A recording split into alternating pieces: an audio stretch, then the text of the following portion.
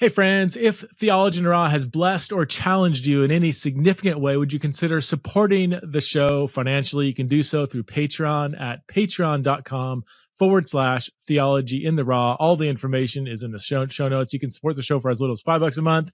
And in doing so, you get access to all kinds of different premium content.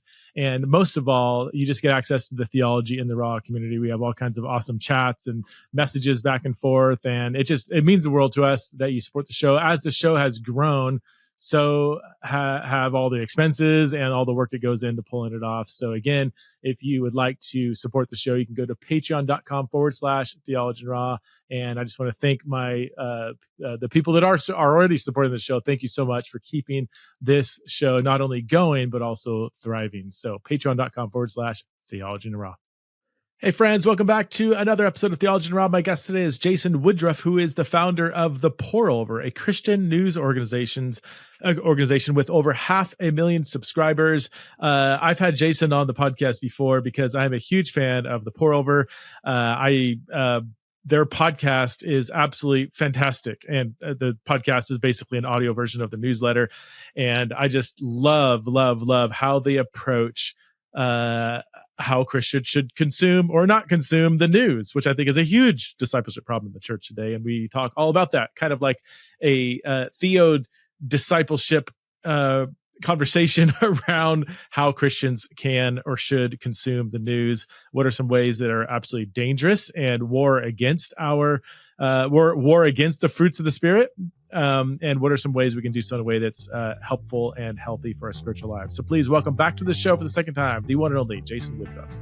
Jason, this is your second time on Theology in Raw. Your work with The Pour-Over has continued to blow up since last time I had you on. It was already really popular, and now it seems like you guys are going big gangbusters. Is ministry good? I mean, I don't know if you call it a ministry. Do you call it ministry or your organization? We're missional. Okay. Yeah. Organization. We're definitely mission focused. Yeah. It seems like there's, some discontent around the news, and it's not just us, lots of other news sources and stuff are blown up because people don't like the news. And so we're trying to do something unique and not just be one of many kind of alternative news sources, but say like, hey, here's how you manage your relationship with the news better and move forward. Tell us the background. How did you cultivate the desire and passion and perceived need to create The Pour-Over? Yeah, it was just a reflection on feeling like my personal relationship with the news was not good. And I actually, in 2018, early 2018, maybe 2017, I spent time where I only listened to like basically Fox, and then for a few months, and then spent time where I only listened to CNN. And I was intentionally saying like, okay, I'm just curious, like how they going in saying both of these are like the other side hates the other one, and it's like going in with the knowledge of both these organizations are presenting it as truth, but clearly trying to push some narrative or whatever. And let's just I want to see how they do things differently. And honestly, the big takeaway was, even knowing that, even going in with that thought, I watched my views shift. Really? And that just bugged me so much. Wow. It's like, man, they have good points. And then I spend 3 months on the other one. And it's like, man, they have some good points, And so that just bugged me. That's so you've dug into this quite a bit. So I just see it from the outside. It just seems like such a pervasive, I can't use the strongest terms, like pervasive discipleship problem, especially in the political season we're in, especially in the American evangelical church, or just the American church. And how would I just summarize that? People have very strong opinions about politics that is largely dictated by the source that they're using to get those opinions from. And this is where you have just such wild different perceptions of the political scene. I'm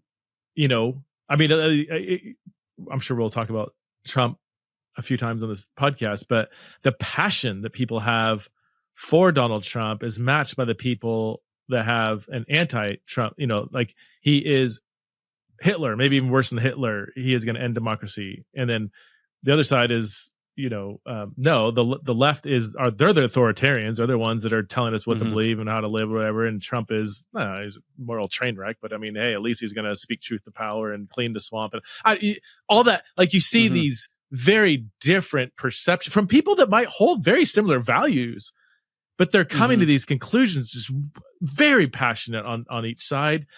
And I've done what you have done, not to the same extent, but when I dabble in each side, I'm like, oh, if I drank from this steady drip for more than like 7 minutes, I would be pulled into one side or the other. Now, I primarily look at third party, kind of anti-establishment, independent journalists, which, they have their own issues or whatever. But I typically don't, if I actually want my news source, it's from long form people who just think there's a lot of corruption among political elites, and it's, anyway, I typically don't drink from those streams, but when I do, I'm like, oh yeah, I could totally see where somebody gets sucked into this. Has that been yes. And I will say my risk, and oh man, my pastor, local pastor here, church in Iowa City, it was a dagger to the heart. He was using it as an example, and he's like, and then there's this third group, because he like just it was not anything about politics, but he just like broadly was like, you see the division, and he's like, and then there's the third group that's like just like he's like, which is oh, look at how crazy both these sides are, and like you create this identity in the middle, which is totally where I fall, of like, man, if everyone could just zoom out and see, it's like, I have the correct political view, but it's still a political view and yardstick that we're using. Yep.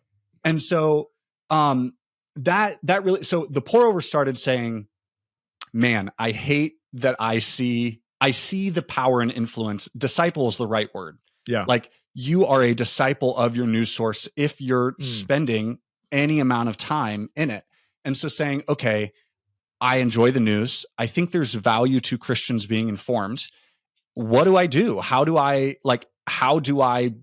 not be a Republican Christian or a Democrat Christian, but be a Christian who then has maybe some thoughts on political topics or policy?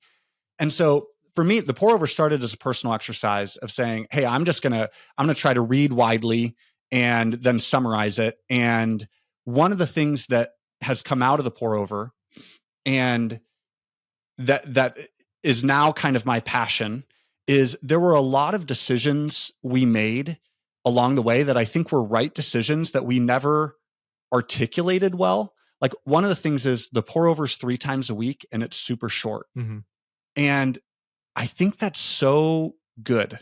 Like that communicates loudly. And honestly, the 3 times a week, it started once a week because that was my capacity. We moved to 3 with plans to go to 5. I remember that. Yeah. So you're staying to 3. You're staying to 3. Yeah. We've stayed with 3.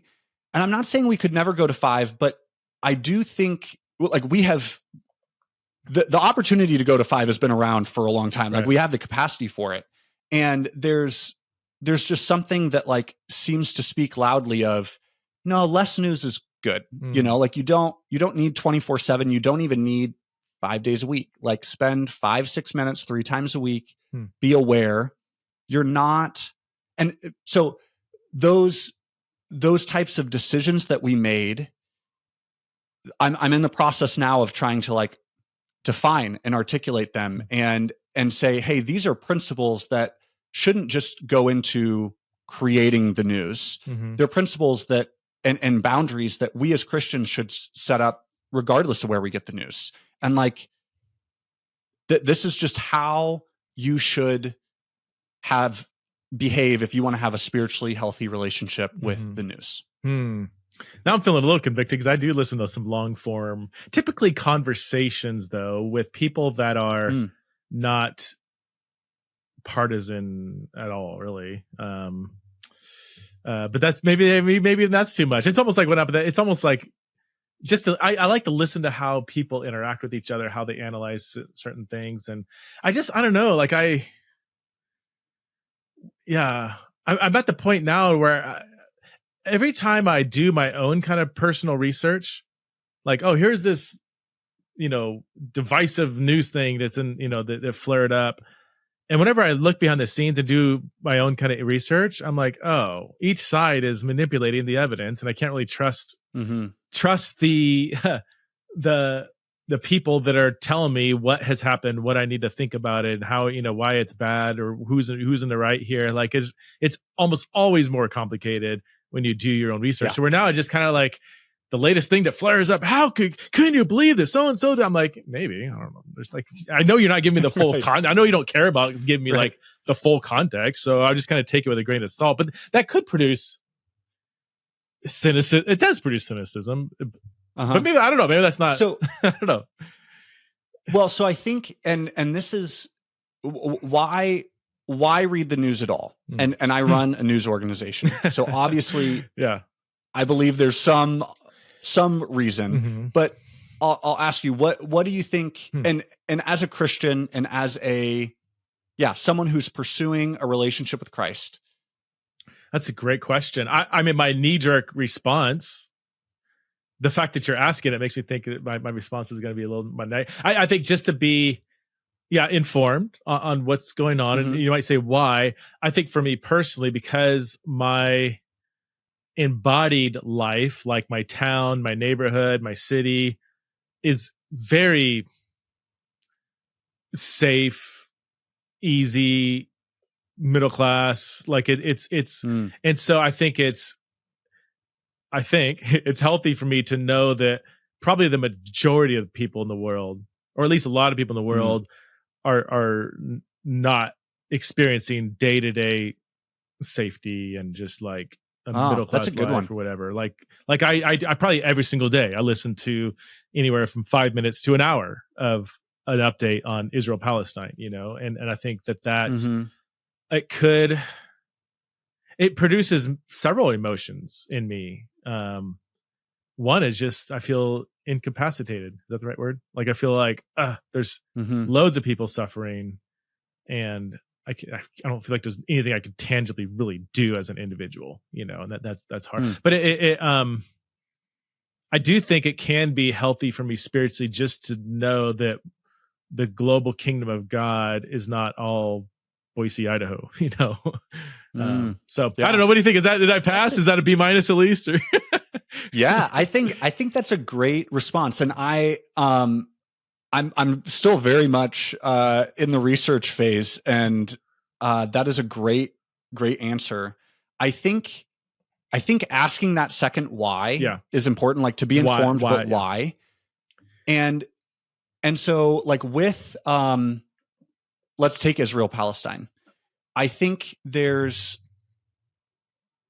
saying that the ultimate goal is to somehow glorify God. Like we want to, that's the goal of Christians, is to, in some way, is this drawing me closer to God? Is it glorifying to God? We certainly don't want to be doing something that is not like actively bringing the opposite of glory to God. And so to say, hey, I'm keeping up to date with a war that's across the world, that I like, I don't know about you, Netanyahu isn't returning my calls. And so it's like my ability to directly impact that is limited. Prayer is powerful, and we should be praying. And I think maintaining that empathy that you're talking about, and that's a particularly poignant for Americans by and large. But to ask the question and to figure out, okay, why am I doing this? And to then consume enough news to hit that benefit and then stop. But to say that we don't, and I would argue that if following the war that you're not able to impact does truly incapacitate you, then maybe spend that hour learning more about your neighbor, you know, and people that you can impact and can do things. Yeah. So it's figuring out the why. And I would say for me, there are, broadly speaking, hey, I want to learn about things that impact me, which is very rare. We live in global news, and just rarely does anything in the news actually, is it going to change my day to day? Things that I could impact. So again, like I can be praying for the war in Israel. How much do I need to know to be able to pray effectively? Right. Yeah.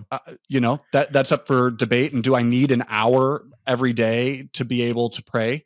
And three is to have these types of discussions and to have discussions with other people. This is what everyone's talking about. These are the world, like, even there's all sorts of political conversation, economic conversation, all this stuff. And we want to be able to engage again, so that we can glorify God. So this is where I say, figure out, I think it's much less news than people think. Yeah. Yeah. That allows you to engage in these things.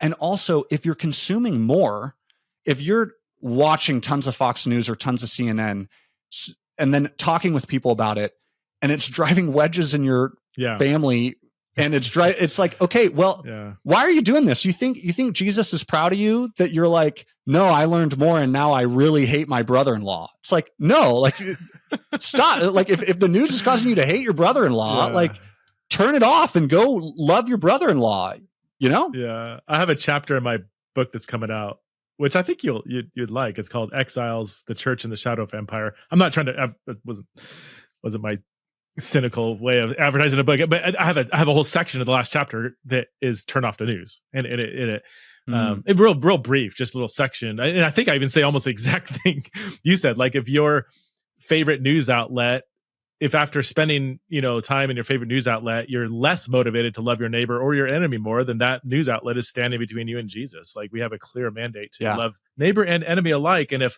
your passion to do that is dampened by anything really, including a news outlet, then that's problematic. So what would you say, because you've actually done a lot of thinking and research on this, what would you say if somebody questioned whether various news outlets are soaked with propaganda and are narrative driven and are really trying to produce anger and fear and suck you into this kind of tribalistic battle? What if they said, no, it's not? Yeah, sure, they have some bias, but no, I can listen to hours of Fox News or MSNBC and I'm just being informed, and Trump really is the devil, and I know this because or vice versa. Like, is there data on this that you've seen that would be able to prove the point that the mediums are discipling us, not just the content? Right. I don't know, like, specific research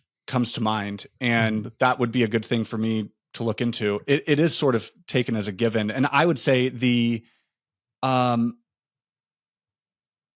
of, so spending less time in the news is one of the things that will be harped on, and we think is a key to having a spiritually healthy relationship with the news. One of the others is to spend more time with God, and to just say, hey, let's ignore research because I don't have any. I'm sure it's out there, but that's not my plea right here. If you wake up and check your phone and you're on social media and you're getting dings throughout the day, breaking news updates like I am, and at lunch you're just interested and you sit there and you scroll and you do things, then while you're doing dishes, you're listening to a long form podcast with some politician or pundit or something like that, and then you turn on the news at night. How much time with Jesus do you need to spend to just break even? Like, these things, they are shaping your worldview. That's overtly what they're trying to do. They're trying to inform you on the world and also to get you to think something about that. And like, that's not even like, I don't think that's audacious to say. They say that, like they are trying to inform you and have an overt agenda. And it's not just like, Trump did this. They're saying Trump did this, and that's why he's the best candidate. And I can't believe, like, there's no attempt to hide it. That is the service they're providing, is both the information and some analysis of it. Hmm. And so to say it's like, I think it, our goal is to help people who want to be more Christ-like in their news, be more Christ-like in the news. And so if you're saying I'm good, then it's kind of like, hey, well, I'm not going to fight the point. I think you're not good. Or if you don't desire to be have a Christ-like worldview, then all right, you do you. But if you want to have a Christ-like worldview, the way to do that is to spend more time with Christ. Mhm. Like you don't. And it's not, I would argue, it's not to spend more time listening to people say what Jesus would think about some event. It's not like, oh, we need more pastors commenting on current events. Although I think there is some value in that, but it's like, just go to Jesus. If you want to think and speak like Christ, spend time with Christ. That's how we would do anything. If I want to know what you would say on something, sure, I could ask your wife. I could also spend more time with you and learn it. And like, that's the privilege we have is we have direct access to Jesus. And so go spend time with him and worry less about the news in general. And you don't need an opinion on everything. Yeah. So question why you need like, and if it's to have conversations, ask questions. If someone brings up politics, they actually don't care what you have to say at all. They want an opportunity to speak. Just ask them a question. Say, oh, I heard a little bit about that. Like, what did you hear? What do you think? And then love them, listen, ask questions. Like actually learn their perspective without having to correct it. Even if that perspective it seems incredibly off, like you're not going to correct it. You're not going to win that battle in that moment. Maybe in a long-term relationship, and but that's going to take a lot of work. But so you could learn from why try to win. Yeah, and so try to win that relationship. Ask them and try to build the relationship. And I would also say that is some of the value for why I still do, and we link the Pour Over links Fox and CNN and other stuff. And it's like, and one of the things that we say is follow both sides, but have your goal with both sides be, hey, what does my conservative neighbor think about this? What are they hearing about it? What is so instead of going, man, I'm going to go figure out what those idiots are saying. It's like, take your goal. If the goal is to then have Christ honoring conversations with people, go in and understand what they're hearing and what they're believing so that you can know them better, as opposed to trying to just be shaped yourself or saying, no, I'm just on the search for truth. It's like, well, everyone agrees that that the news is imperfect and no one trusts the news. And there are studies on that. The trust of the news is at all-time lows. And so it's like, okay, shift your perspective, because we don't live here. We are citizens of heaven. We are eternal. And so we should read world news with the same level of detachment that I read French news. Like, what's going on in France? I'm a little disconnected there. Like, even if I hear about something that's like, it doesn't really impact me. I'm an American. I live in America. I don't totally know. It doesn't have the same emotional appeal learning what's going on in China or France or whatever. Yeah. We are citizens of heaven and we're going to live forever. And that's another principle is keeping an eternal perspective. Read the headlines as if it's 10,000 years from now. Preston, you're in heaven 10,000 years from now. What are you going to like? Should you care about this headline at all? Or at the very least, you're going to have the perspective of, oh yeah, that happened. I mean, you could be talking with someone who lived in China before it was China and in heaven, who loves Jesus or knew Jesus. And so it's like, okay, or after China is gone. And it's like, how would you have that conversation with someone that lived at a different time in a different country and be like, oh, there was this one time in one country that one leader like didn't get all the votes that like was almost removed from office. And it's like, that's just a very different feel. Like, I feel I'm much less threatened by that.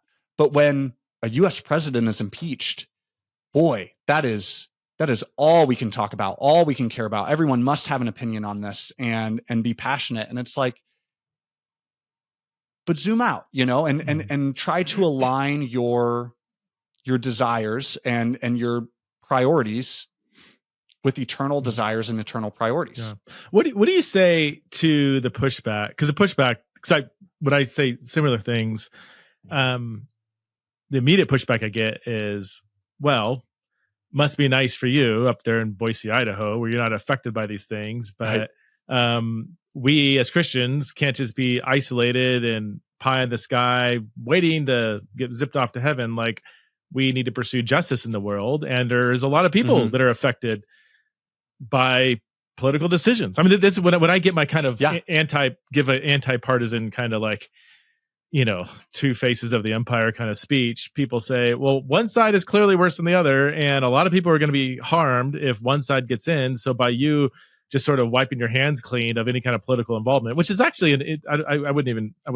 say that's what I'm doing. Right. But that's the perception, and that you're not loving your neighbor well by not caring about all the injustice that your neighbors are going through just because you're not experiencing that. So how do you respond to that? Our personal security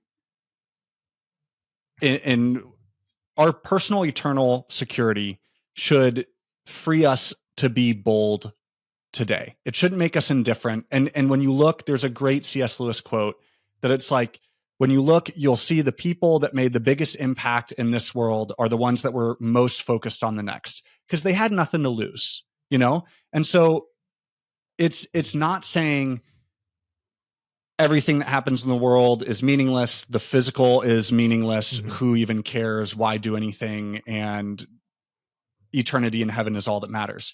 It's like, but eternal things are more important than temporal things. And so that's one is like, hey, we do need to, I have some legitimate pushback of like, yeah, but we should, if something's going to impact someone for eternity, that is more important than someone who's going to suffer for 4 years under the wrong administration.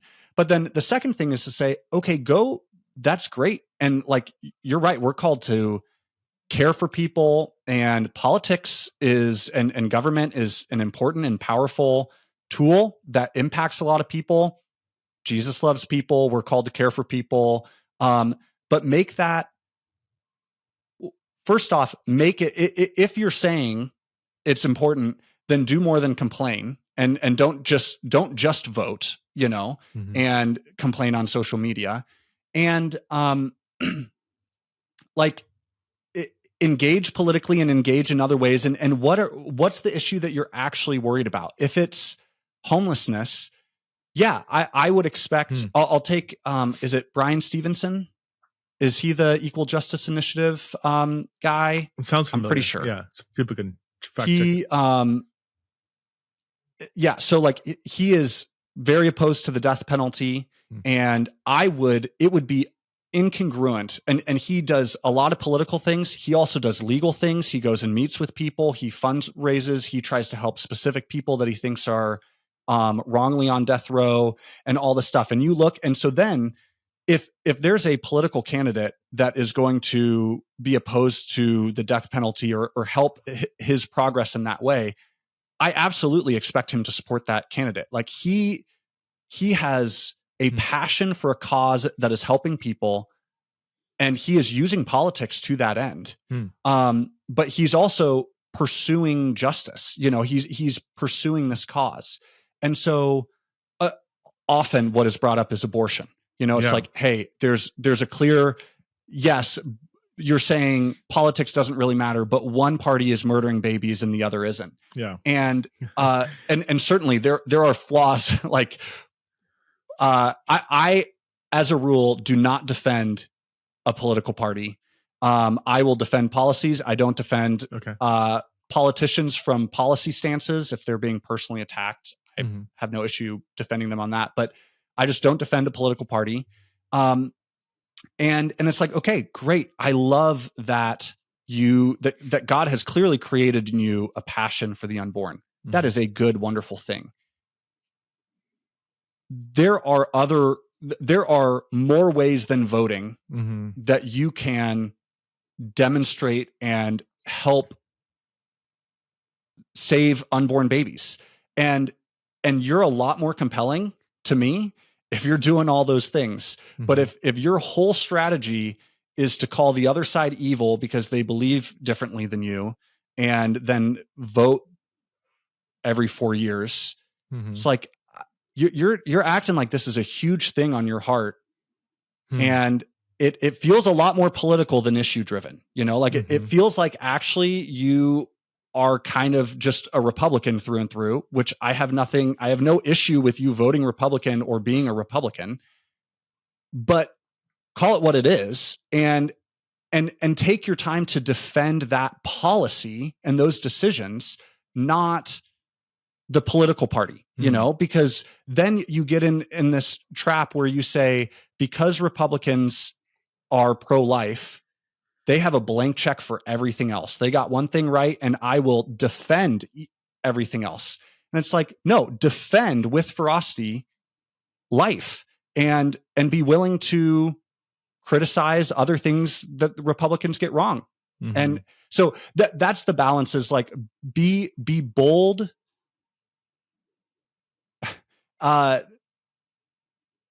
focus on eternity. That should make us care about very few things.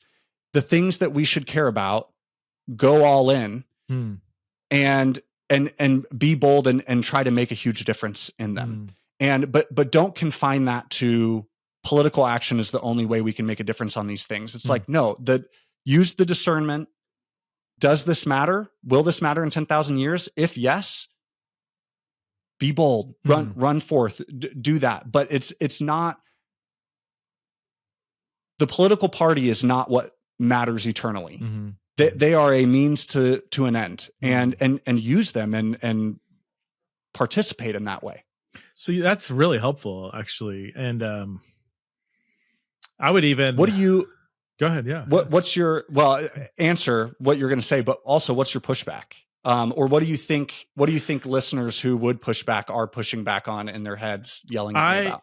Yeah. Okay. Yeah. I'm usually good at thinking of pushbacks. Sometimes they're my own. Sometimes they're just like, I might even agree with you, but I've heard somebody else push back on me. And so what do you think? How would you handle this? Let's see. I think people would, because you're not saying don't vote your certain direction, vote for the issues that might be a partisan vote, but don't think that alone should be the totality of your fight for justice in whatever issue you think is something you want to fight for. The abortion, just to kind of piggyback on what you're saying, assuming a pro-life position, I think certain laws might be good for certain laws to be put in place. You might celebrate the Dobbs v. Jackson overturning of Roe v. Wade, or at least taking it back to the state, and you may be going to fight to make it illegal on a federal level, and that might be, you might be able to be involved on that political level. But I always want to look like, what's the thing beneath the thing beneath the thing? According to a Lifeway study in 2015, 70% of women who get an abortion are Christians. 20% of those Christians go to church at least once a week. So these are like not just Christian in name, but like, so there's a decent percentage of women who get an abortion who believe it's morally wrong. Well, so why are they getting an abortion? Well, if they have the baby out of wedlock at 19 years old, they're going to face so much shame from their church environment that's graceless when it comes to sexual infidelity, whatever. That the shame they're going to face in their church environment is worse than going and getting an abortion, not telling anybody about it. That's a decent percentage of women who find themselves in that kind of situation, or they're 15 years old and they can't afford the baby, and there's no church structures in place to actually come alongside financially to help this child to have the baby. It is a child having a baby. So and these are widespread in the church. So I'm like, okay, if you're in that environment and all you do is vote against abortion, meanwhile, there's all this kind of like warped ecclesiology going on It has no Right. place for forgiveness and restoration and financial care and all these things. So let's do that. I just had on Amy Ford on my podcast who started a ministry called Embrace Grace, and the whole ministry, it's in over 1,100 churches that helps do this, helps change the culture of the church that are sort of nudging women to get an abortion because the alternative is actually harder than getting the abortion secretly, and then they have tons of regret and depression. I mean, just it's a so anyway. So that's where I'm always asking. Like, there's usually whatever tribalistic partisan issue is going back and forth. There's actually, it's always more complicated, right, than the talking point. Always more complicated than talking points, and there's usually stuff that's related to that issue right in front of us that we can do. Immigration's another one. Rather than saying, build the wall, tear down the wall, open borders, close, whatever, like, is Biden responsible for all these, border crisis? No, is Trump putting people in cages? Blah, blah, blah, blah, blah. Meanwhile, we should ask, we as a church, how should we care for the immigrant that is in our neighborhoods everywhere? Like the big, like, here's another summary of my rambling is, I think the point is to just make less of politics. That it's so easy to be an idol. It's so easy to divide people today. Like, so easy to be idle, so easy to divide people, so easy to ruin relationships and all. Just make less of it. And so focus on, because exactly to your point, be compassionate people that care and love and serve others. And it's, when you watch the news, it's so hard to do that. Like, it's, if you're, because they push this tribalism, they push this divide, and to just say, hey, there's another option. I'm allowed to care about multiple things, or to care a lot about one thing and not know much about others. Because that's part of my pushback as well, is all these things. Okay, we've talked about immigration, abortion, and the war in Ukraine, or the war in Israel. You personally are not able to serve your family well, continue your ministry, and make a difference in each one of these three things. And we're going to talk about in the pour over 8 things tomorrow. Wow. So there's this shame that, like, no, I need to know, I need to care, I need to, it's this like moral obligation.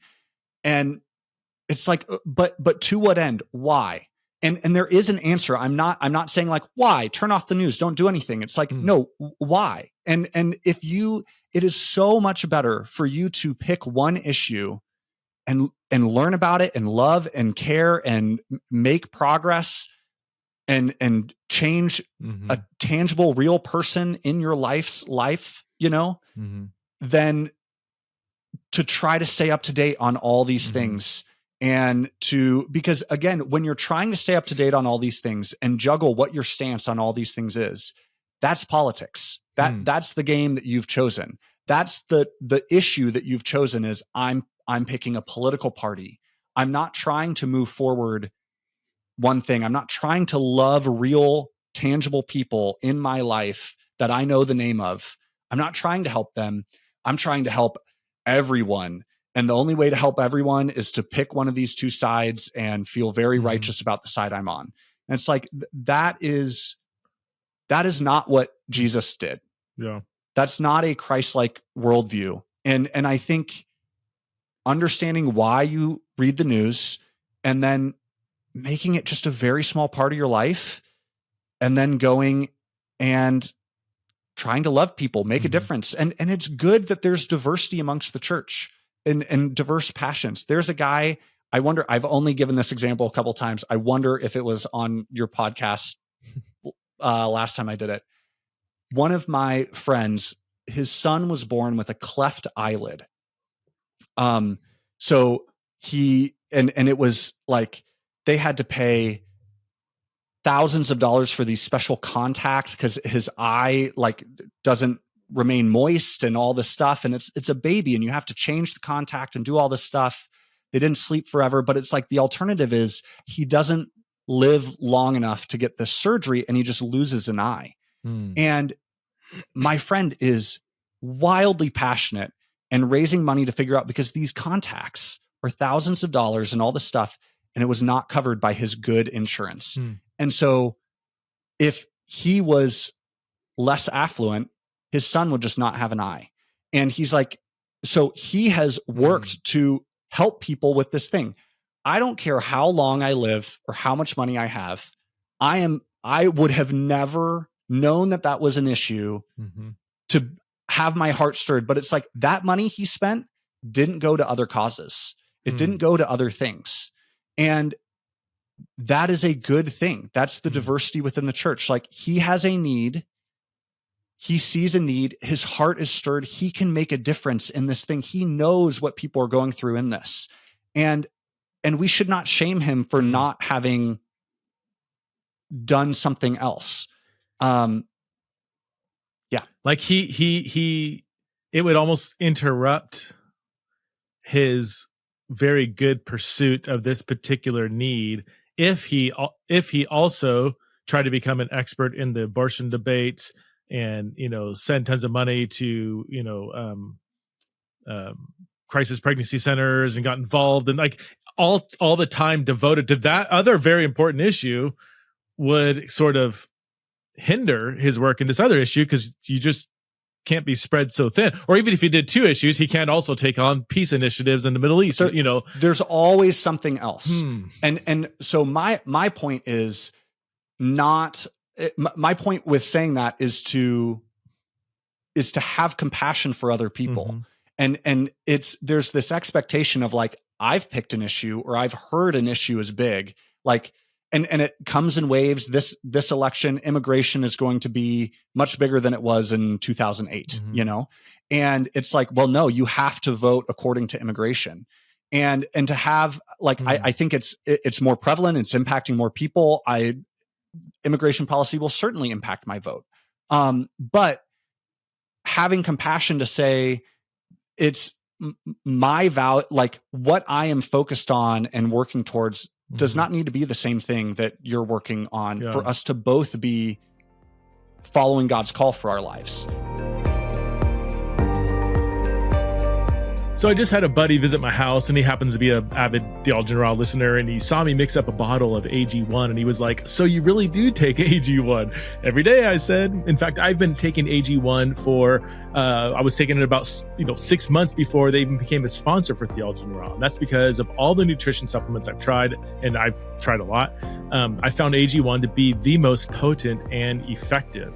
AG1 is a leading foundational nutrition supplement. One scoop gives you a nutrition blast to your body. AG1 supports your gut health, stress management, immune system, and your overall well-being. And I can personally notice a difference. When I'm consistently taking AG1, I notice a sustained energy throughout the day, more mental clarity and focus, and I can live with the peace of mind that my overall health is being improved since I'm giving my body all the nutrition that it needs. And AG1 actually tastes good. Some supplements, they taste like chalk or boiled grass, and they're so hard to choke down. Or other ones, they're so sweet, and yet they don't have any sugar in it, making you wonder, like, what kind of chemicals are making this thing so obnoxiously sweet? AG1, I think, has enough flavor to make it taste good without tasting like a milkshake. So if you want to take ownership of your health, it starts with AG1. Try AG1 and get a free 1-year supply of vitamin D3, K2, and 5 free AG1 travel packs with your first purchase. Just go to drinkag1.com/TITR. That's drinkag1.com/TITR. Check it out. What I'm hearing you saying, I haven't thought about this. Makes so much sense to me. I haven't thought about it in these terms. So let me just make sure I understand you correctly, that by spending too much time on the news, which covers a range of all these issues, that you can never become an expert on all these issues. You can never even, pursue justice in all these different areas. All you're going to be doing is just kind of stewing in your maybe righteous anger. Maybe it's like everything you're kind of passionate about, you hear this and this and this and this and this. Maybe you're legitimately concerned about all these things, but overexposing yourself to long form conversations and pundits and all these things on all those issues will actually hinder your work to maybe dive into one or two of those where you can actually tangibly do something and produce good in the world. Is that so? So your overexposure to all the news all the time is actually hindering your actual pursuit of justice. Would that, how would you word it like that? Or I think we see that. I think we see that. Yes. And so to say, like, the pour overs methodology, and part of what we want to help people measure with this news health assessment and stuff is to say, all right, how do I, great. Like, so turn off the news, whatever. I'm supposed to pick an issue. I'm supposed to have whatever. Like, how do I just engage with the news? Because I also don't want to turn it off. And it's to say, understand why you're consuming the news. Because if you don't know, you're probably consuming it for entertainment, or like this feeling of, I want to be informed because that feels good. And neither of those are great reasons. And often damaging, because that's the other thing. Like, figure out why, and then consume as little as possible to meet that objective. Because we all know people who are overnewsed. You're like, man, you would benefit if you just like turned off the news. You know, we all know those people. We can see that too much news is bad, or it is bad. So, but no news is also, like, again, there's value in being able to converse with neighbors, knowing what's going on, learning about issues that you're passionate about. There is some value from the news, but figure out what that is, consume as little as you can to hit that point, and then spend more time with Jesus and Christian community and real people. And then there are a number of principles that are helpful to keep in mind as you follow the news. I would just add the one point that you already hit on earlier, and find something, an area of, I mean, I've been using the phrase justice, but just what area can you be a good citizen in the world? Like the Jeremiah 29, right? Like what, maybe it's a local thing, maybe it's a public thing, maybe like, is there something in your life where you're not just maintaining your own personal purity, but you are hopefully working maybe through your church to have a political impact on a particular thing that you're passionate about. So it's keep an eternal perspective, because a lot of things don't matter. Love your enemy, because the news does not make it easy. Like, a news source will try to make you hate people. And remember, you're not allowed to do that. Be humble and open to correction. And then that last piece is take action. And it's like, don't take action on everything, and don't feel guilty about not taking action on everything. And it's okay to take small action. It's okay to say, man, I'm gonna send $10 to an organization that does this all the time, or I'm gonna take 30 seconds and pray so that I'm gonna pray for Israel and what's happening in Gaza, because I'm not there physically. I don't feel called to go there physically, but boy, is that a mess, and we just want God to move. I do find myself, and you might be in this situation too, in a different position, for a couple of different reasons. One, this podcast is a public platform. Yours is a public platform, and I haven't thought about it, going into it, but it is what it is. Like, I do have a wide variety of guests talking about a wide variety of issues.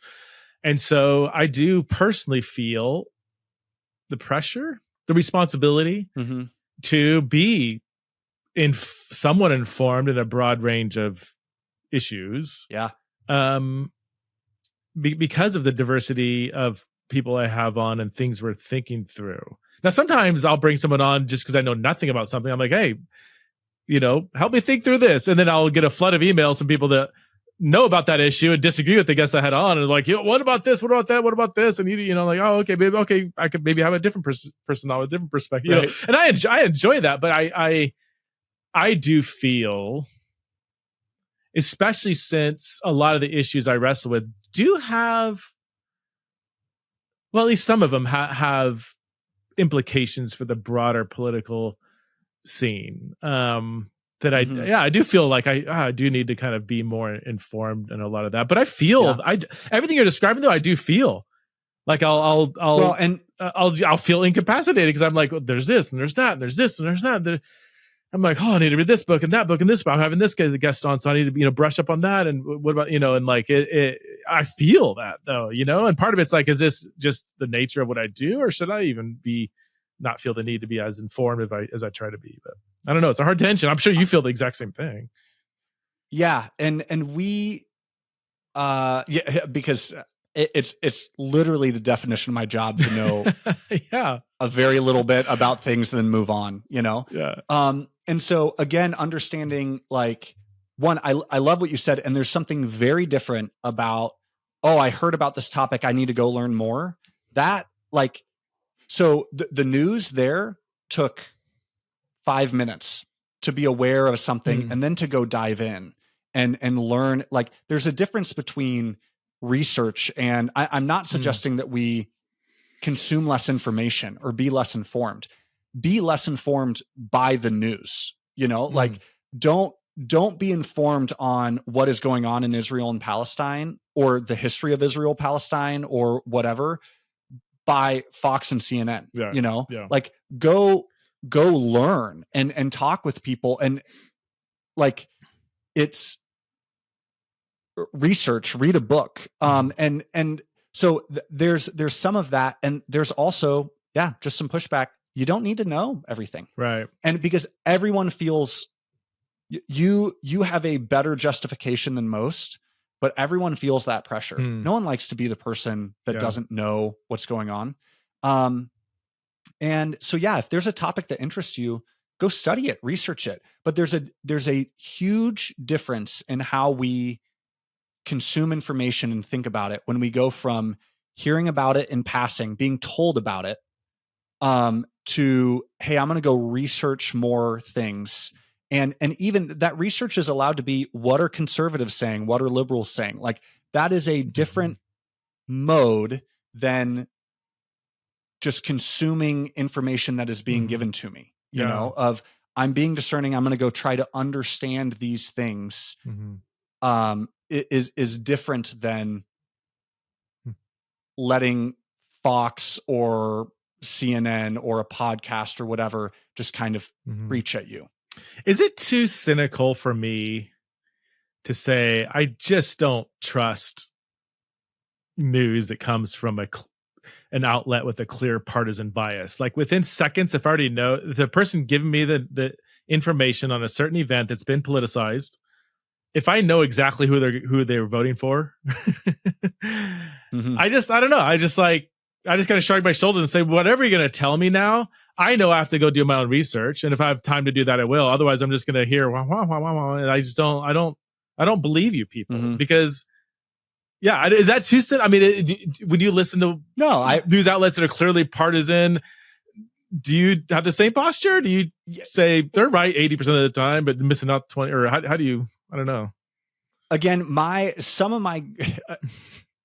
we cover the biggest news of the day, controversially, regardless of its spiritual significance or even really its truth.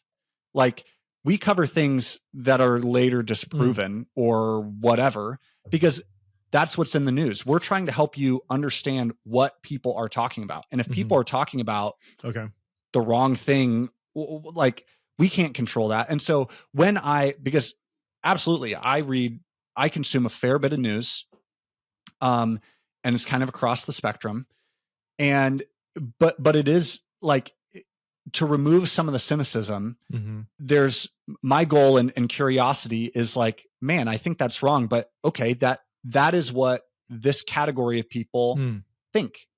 And now when I have the pressure of writing it in a way, because that category of people read the pour over and they'll email us if we get it wrong. So it's like, my goal is to pass their test of we've described their views in such a way that they go, yeah, that's right. That's what I think. Mm-hmm. And the goal is not just to like avoid an angry email. It's to help the person on the other side go, oh, I understand. Like they voted against this bill because XYZ, and these people voted for the bill because of XYZ.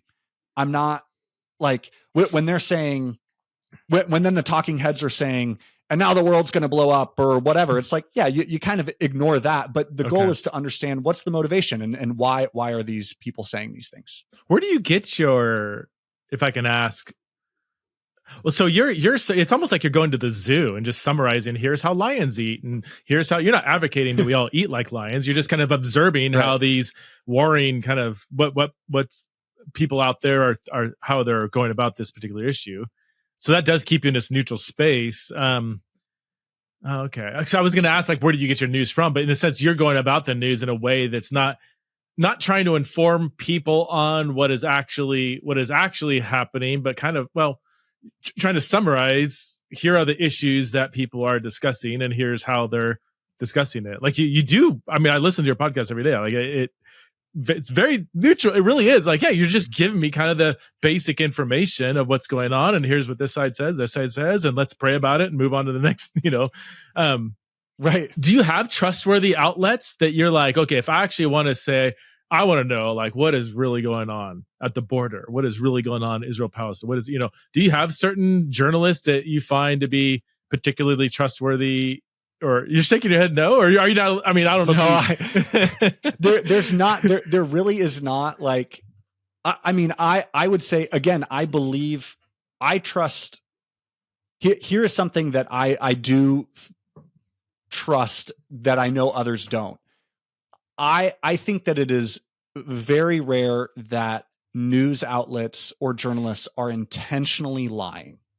So I do take them somewhat at their word of saying, no, I do think that, like, because you see it on both sides, and there are examples of people being sued and tapes of, hey, they were saying one thing on air and not. But it's like, again, if the goal is to say, how are people thinking about it? And even that is telling and informative of, like, it was Fox that was sued, and they had, they were saying one thing. I forget what it was, but there were tapes of them saying, it was, I think it was about the election being stolen or something, that they were saying, they were on air lending more credibility to voter fraud than they were speaking about privately. And, but that does not discount the fact that there were, and probably because of this, large portions of Republicans that believe the election was stolen or not accurate. And it's like, okay, that is valuable information for me to know. I can come to a conclusion as to whether or not I think that it was accurate, but it's not like, okay, was it stolen or not? Now I'm going to go check like AP or Reuters or BBC, because they'll just tell me what actually happened, and then I'm trying to do it. It's like, no, you can't really trust anyone, except you can trust them all to be presenting what they want you to hear. And that's really the goal, because again, it's that information is so much more valuable to me, that some people believe the election was stolen, some people weren't. Here's the evidence. I can come, but like the information that I'm going to come across people that believe the election was stolen and other people that believe that it was fair, that is more valuable information to me as someone with the goal of engaging on the news in a Christ-like way. Like my goal with reading the news is I'm going to talk with Preston, and I want to show love and compassion and understand Preston and glorify God in the conversation. And it's, again, a little bit, what am I going to do about election integrity? I can vote, but like I'm not, and there are people I'm sure that are like, hey, this is an issue. I'm now going to go, volunteer as an election worker or start a company that counts ballots more accurately. And those are great things. Those are things. It's like, hey, you had a passion and you're doing something about it. I'm not going to do that. it's not a core issue for me. So the value that I get out of that story and this event is understanding how to engage with people. Mm-hmm. And I want to do that in a Christ-like way. And so that's how and why I read the news. Which I think is different, and it lowers the temperature, you know? Yeah. Because like you're saying, I think part of the campaign I'm on is to say, if you're reading the news and it's making you, the fruit of the Spirit is love, joy, peace, patience, kindness, goodness, faithfulness, gentleness, self-control. If you're reading the news and it is producing in you the opposites of those, like not love, hate, not joy, fear, not gentleness, harshness, not peace, anxiety, you can't do that and say, but I'm doing this so I know what to be righteously angry about so that I can love Jesus better. It's like, no, Jesus told us, gave us the test. It's like, hey, you are close to me. You are overflowing with the Holy Spirit when you feel these things. And so at the very least, we know that if you are stewing in the news, being discipled by the news and producing Holy Spirit fruit, it is not something that is drawing you closer to Christ, you know? And so don't consume more of that.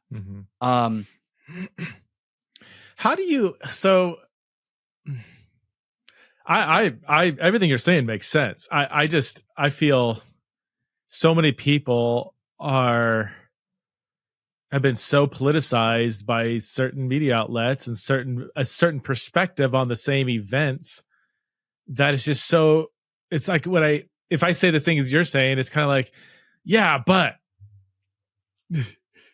if Trump gets elected, it's going to be the end of democracy because, you know, he thinks that, you know, there's all this voter fraud and all that, and January 6th and all this stuff. And then the other side will say, well, yeah, here's all the evidence for the stolen election and January 6th with the Walmart super sale gone out of control. It wasn't a threat. And what about this footage and that footage? And I mean, you could take any super polarized issue and you'll just get two very different perspectives on that issue. And I'm just seeing this from the outside saying, okay, you are the side that you are listening to is using that event to gain more power by enlisting your allegiance and fear and hatred of the other. And at the end of the day, unless you do a lot of deep research, you will never have a really clear-minded, researched, truthful perspective on all these issues, right? If you do a deep dive research, then sure. But at the end of the day, voter fraud, that, you know, whatever, like you're relying on propaganda from one side of the aisle or the other to inform you on what really happened.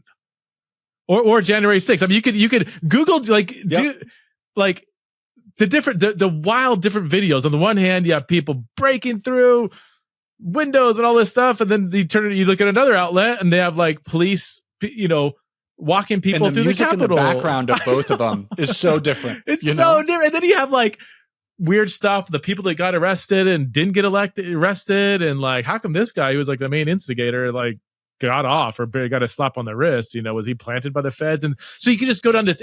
If you actually say, I'm not going to listen to one side or the other, I'm actually going to do my own research, you just end up kind of like, I don't. So here's my question. So I guess my question is, as somebody who's kind of who's like, I'm not going to drink from either side. At the end of the day, I don't know if can I even have a strong opinion unless I do all my own research, which I don't know. Every now and then I'll do a deep dive, and I'll just realize these things are a lot more complicated usually than they're made out to be. And at the end of the day, I don't know. And guess what? You don't know either. But I can't tell people you don't know either, because that just makes them so upset. Right. People are upset even now listening to me say all this, I'm sure. But I know that. I think my point is, to what end? And is that research, and is having a stance that you're willing to like fight and for, is that glorifying to God?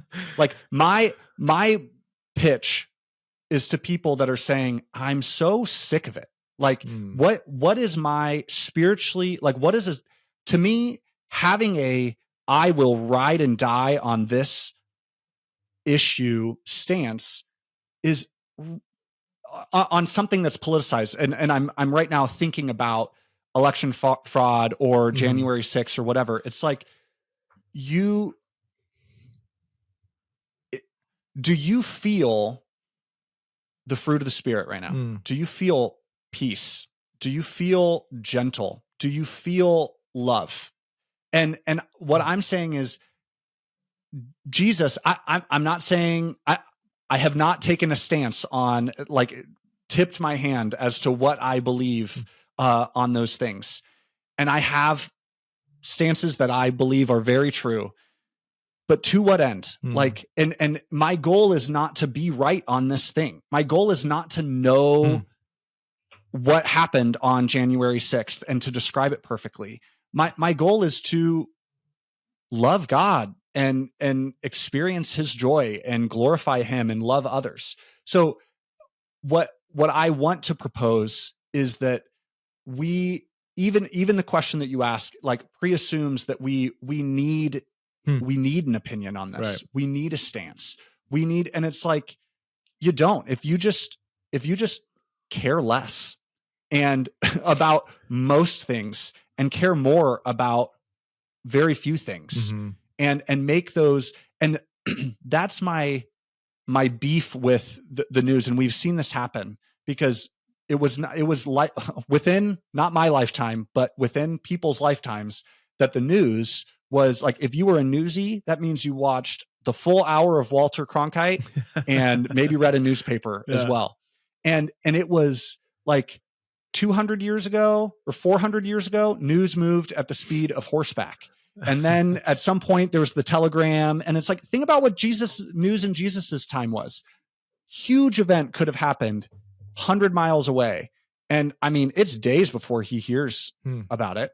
He did not have the ability to, I'll use someone other than Jesus. The Apostle Paul did not have the ability to know what was happening 100 miles away. He didn't. And so like, and it's a new thing for humans to have this. And our grandparents, we did not inherit any good news habits because our grandparents did not need to have good news habits. They didn't need to have good news boundaries. They couldn't overconsume in the way that we can overconsume. And also when the economic model of news has changed, it used to be a massively capital intensive business. You needed to hire journalists. You needed to have a huge printing press. You needed to have minions of like 4th and 5th graders to deliver the newspaper. And so because it was so capital intensive, there were a few large newspapers that went after the middle. They went after the majority, just the biggest chunk they could get, because it didn't make economic sense to only target conservatives. Like you're leaving half the population out.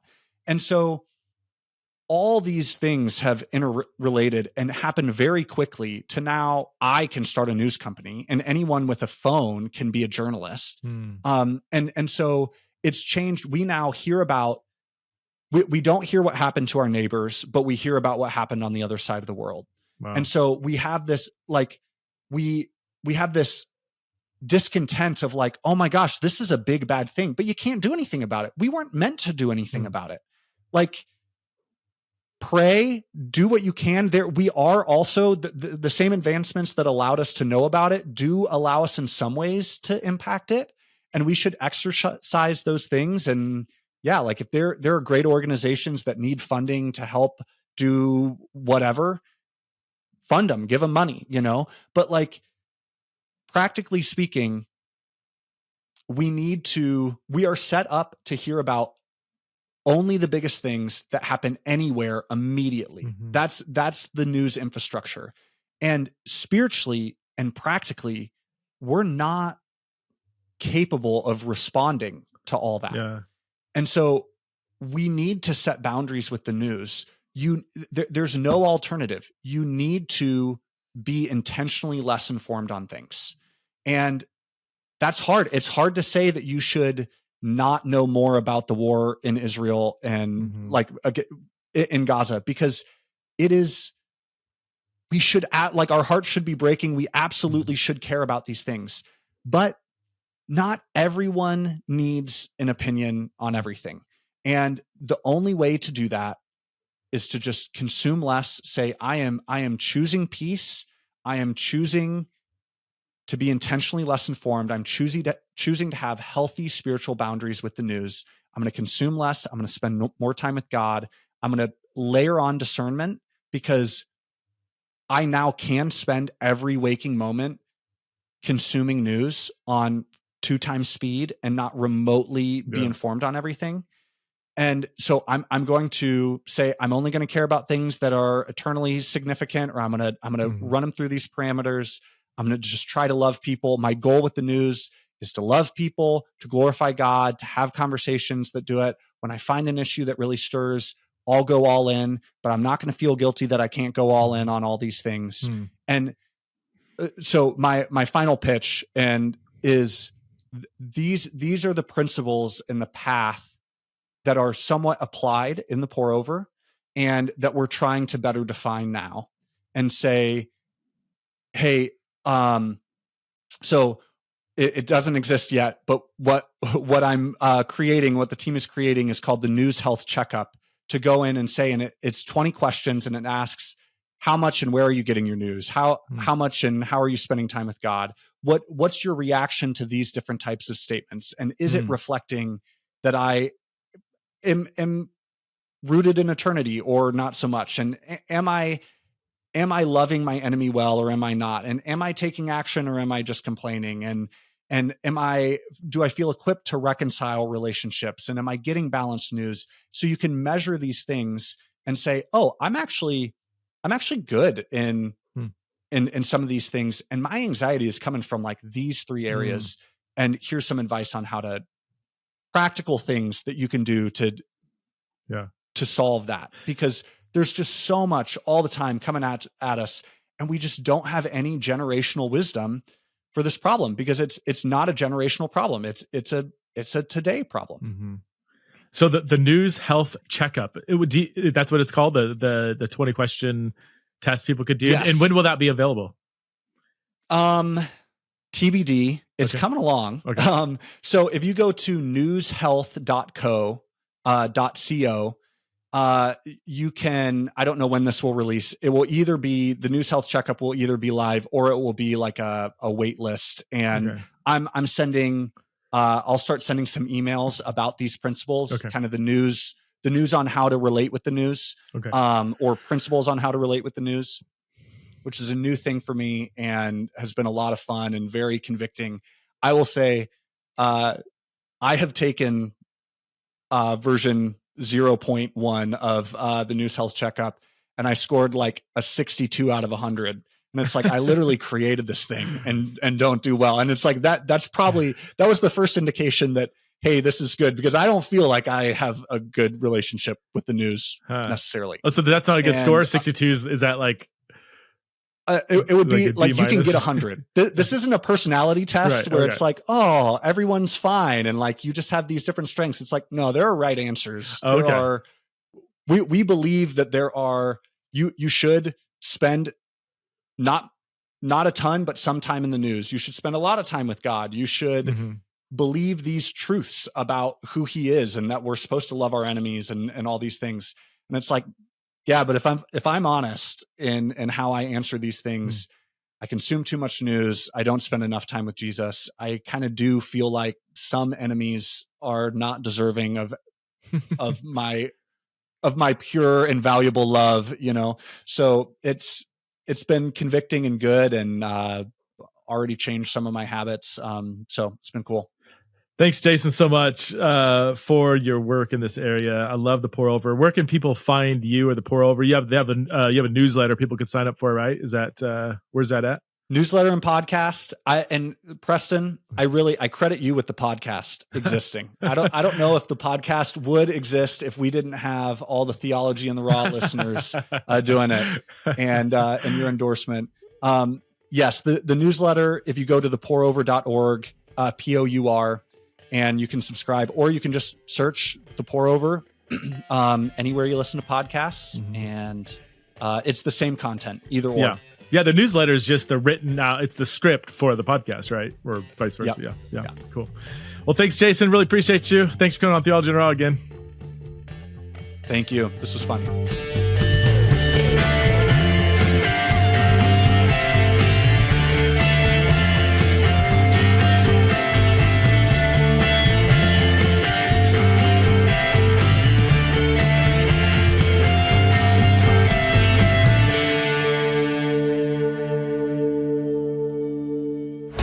This show is part of the Converge Podcast Network.